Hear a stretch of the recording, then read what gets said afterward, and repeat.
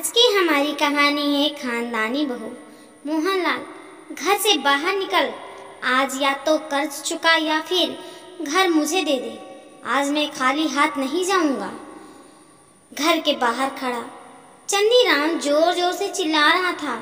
उसके साथ दो गुंडे टाइप के लोग भी थे।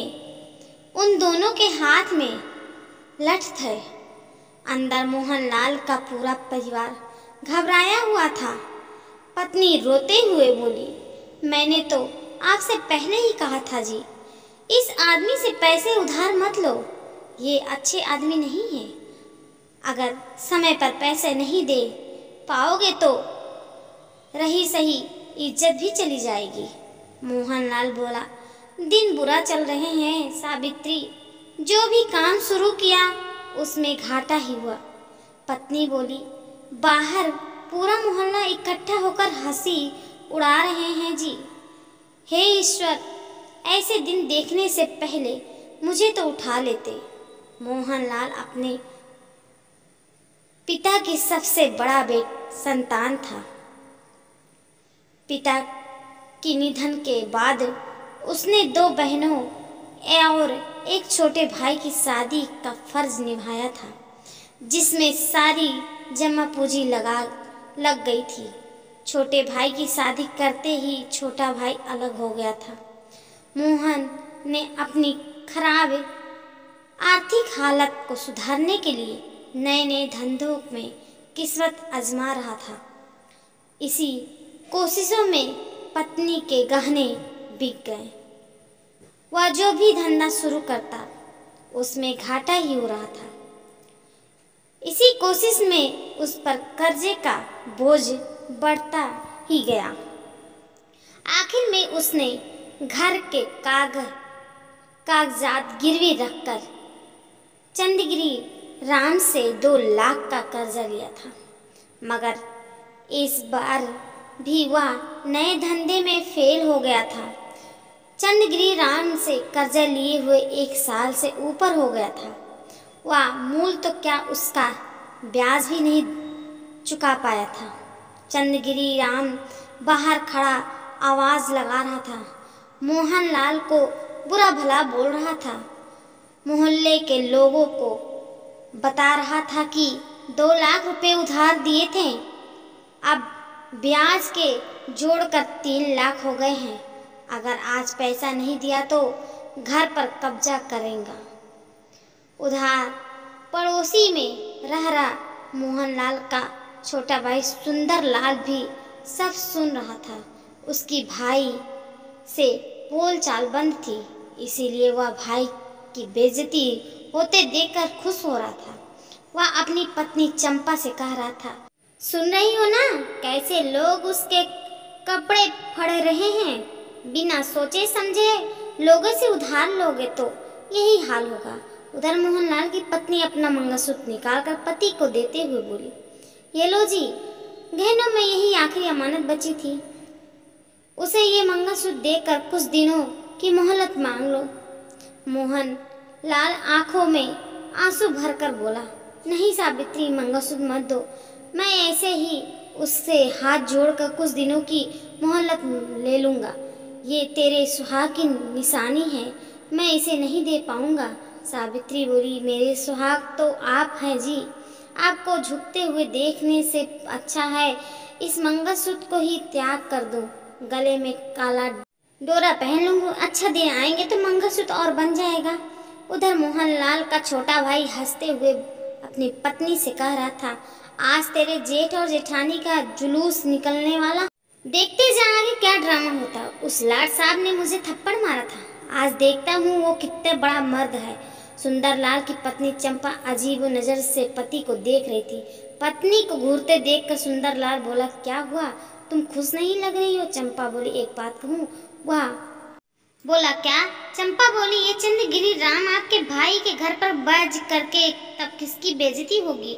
वह बोला, भैया की बेइज्जती होगी और किसकी होगी। चंपा बोली, मूर्ख आदमी, बेइज्जती आपके पूरे खानदान की होगी, और होगी नहीं बल्कि हो रही है। वह 2 टके के खुदखोर आपके खानदान की बखिया उखेड़ रखा है। बड़ी अजीब बात है कि आप उस पे हंस रहे हो। पत्नी को गुस्से में देखकर सुंदरलाल को झटका सा लगा। चंपा आगे बोली, जब एक भाई की बेइज्जती होती है तब दूसरे भाई की इज्जत पर भी उतनी ही आंच आती है। जेठ जी ने आपको थप्पड़ लगाया था वो इसलिए था कि आप शराब पीकर गली में उत्पात मचा रहे थे। वो आपसे बड़े हैं, उनका आपको थप्पड़ लगाने का पूरा हक बनता है। सुंदरलाल मुंह फाड़कर पत्नी की तरफ ऐसे देख रहा था जैसे कोई अजूबा देख लिया हो। वह झेपते हुए बोला, तुम्हें क्या हो गया है? कुछ दिन पहले तुम खुद भाभी के साथ लड़ रही थी। चंपा गुस्से में बोली, वो हमारी घरेलू नोकझोंक थी, मगर कोई बाहर का कुत्ता आकर हमारे परिवार पर भौंकते तो लानत है हम पर। अचानक सुंदरलाल नींद से जग गया। उसे याद आया जब वो छोटा था तब भाई उसके लिए सबसे लड़ पड़ता था, और आज भाई कमजोर और अकेला पड़ गया है। कोई उसकी इज्जत की धज्जियां उड़ा रहा है और वो हंस रहा है। लानत है उसके भाई होने पर। सुंदरलाल ने अपनी पत्नी से पूछा, हमें क्या करना चाहिए? पत्नी बोली, करना क्या है, आप एक लठ उठाओ, एक मैं उठाती हूँ, देखते हैं वो लोग कितने बड़े सुरम हैं। चलकर हम दोनों भी भैया की लाठी बन जाते हैं। फिर वह कुछ सोचते हुए बोली, घर में 1 लाख रुपए पड़े, बाकी मेरे गहने ले लो, चलकर उस चंदगी के मुंह पर मारते हैं। फिर उन दोनों पति पत्नी ने पैसे और गहने लिए और साथ में एक लाठ भी उठा लिया। सुंदरलाल और उसकी पत्नी को हाथ में लाठी लेकर आते देख तो चंदीगिरी राम सहम गया। सुंदरलाल बोला, क्यों बे, इस तरह हमारे घर में क्यों आया हो? चंदीगिरी राम बोला, मैं तो अपनी उधारी वसूलने आया था। चंपा बोली, उधारी वसूलने का ये कौन सा तरीका है? अगर पैसे नहीं मिल रहा है तो पुलिस लेकर आ, कोर्ट में जा। तो 3 लाख रुपए में 30 लाख के घर में कब्जा करने चलाया। चंपा का रौद्र रूप देखकर चंदगिरी राम की सिट्टी पिट्टी गुम हो गई। चंपा बोली, चलो पहले इसका हिसाब करो जी, बाकी बाद में करते हैं।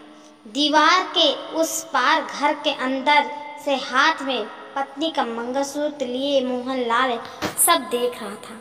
अचानक शांति छा गई थी। अंदर से मोहनलाल की पत्नी सावित्री ने पूछा, क्या हुआ जी? मोहनलाल रुलाई रोकते हुए बोला, भाई आ गया है सावित्री, वो सब ठीक कर देगा। कहते हैं डूबते को तिनके का सहारा काफी होता है। मोहनलाल का तो भाई उसके पक्ष में ढाल बनकर खड़ा हो गया था। इस कारण उसके सीने में खुशी का एक गुब्बारा सा उठ रहा था। उसे लग रहा था अब वह सारी दुनिया से लड़ सकता है। भाई के साथ उसकी पत्नी को रणचंडी बनी देखकर तो मोहनलाल नतमस्तक हो गया था। उसके दिल से एक ही आवाज निकल रही थी कि धन्य है इसके माता पिता को जो ऐसी बेटी को जन्म दिया था। फिर चंदीगिरी राम अपना हिसाब करवाकर ले गया, मगर जाते जाते उसे अपने व्यवहार के लिए मोहनलाल से माफ़ी मांगनी पड़ी। कुछ देर पहले पूरा मोहल्ला सोहन लाल के परिवार पर हंस रहा था, अब भाइयों के एकजुट की तारीफ कर रहा था।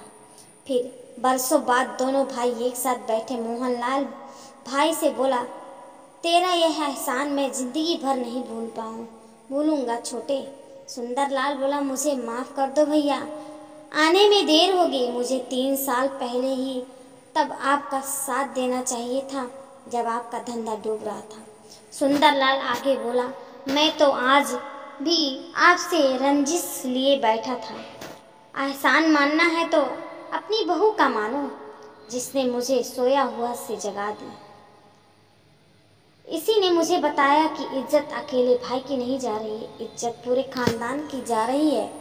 मोहनलाल ने बहू की तरफ हाथ जोड़कर, बेटा मैं तुम्हारे माता पिता को प्रणाम करता हूँ जो उन्होंने तुम्हें ऐसे संस्कार दिए हैं।